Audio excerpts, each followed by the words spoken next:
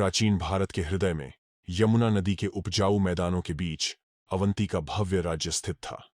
इसके शासक Nobel king Vikramaditya अपनी बुद्धिमत्ता और वीरता के लिए प्रसिद्ध थे, जबकि उनकी रानी तेजस्वी यशोधरा अपनी करुणा और बुद्धि के लिए पूजनीय थीं। उनके शासन में अवंती समृद्ध हुआ। इसके लोग सद्भाव और प्रचुरता में रहते थे। हालांकि एक काला बादल क्षितिज पर मंडरा रहा था, जो शांतिपूर्ण भूमि पर छाया डाल रहा था। पड़ोसी राज्य कलिंग, जिस पर महत्वाकांक्षी और निर्दयी राजा अरिमर्दन का शासन था, लंबे समय से अवंती की संपत्ति और समृद्धि पर ईर्ष्यालु नजरें गड़ाए हुए था। अपने अतृप्त लालच से प्रेरित होकर राजा अरिमर्दन ने अवंती पर आक्रमण करने की साजिश रचना शुरू कर दी, ताकि उसकी संपत्ति को जब्त किया जा सके और अपने स्वयं के प्रभुत्व का विस्तार किया जा सके।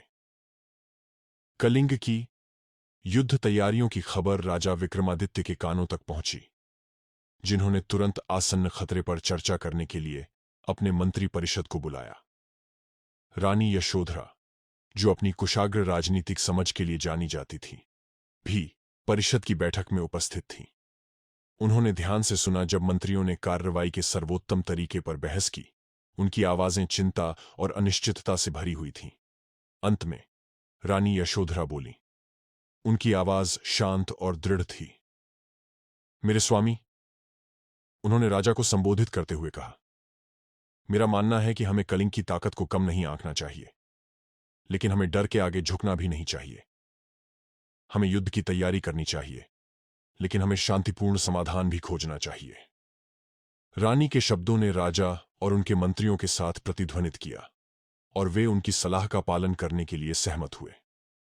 राजा विक्रमादित्य ने राजा अरिमर्दन को दूत भेजे, अपने विवादों का शांतिपूर्ण समाधान प्रस्तावित किया।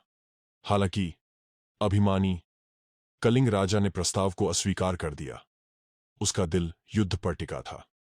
जैसे ही युद्ध के नगाड़े बजने लगे, रानी यशोधरा ने अवंती के लोगों को एकजुट करने का बीड़ा उठाया। वह पूरे राज्य में घूमी, नागरिकों से बात की, उन्हें आसन्न खतरे के खिलाफ एकजुट रहने के लिए प्रोत्साहित किया। उनके साहस और आशा के शब्दों ने लोगों तो सब्सक्राइब बटन दबाना और नोटिफिकेशन बेल ऑन करना न भूलें, ताकि अगला वीडियो आते ही आपको पता चल जाए। अगर आपको ये वीडियो पसंद आया हो तो इसे लाइक और शेयर करें। कमेंट में हमें बताएं कि आप अगली बार क्या देखना चाहेंगे।